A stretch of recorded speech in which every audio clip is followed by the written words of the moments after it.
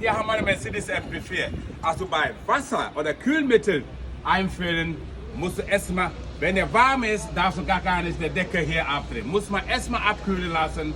Und bei Einfüllen muss also auf jeden Fall Maschine laufen lassen, also Gas geben. Jetzt lass laufen, bitte. So, Gas geben. Bleib mehr.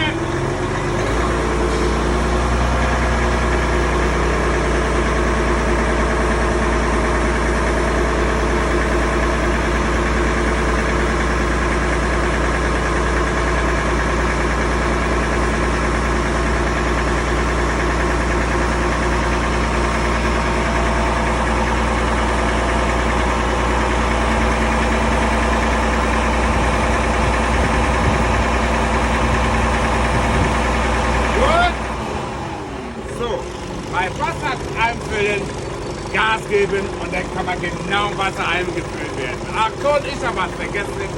Ich habe was liegen.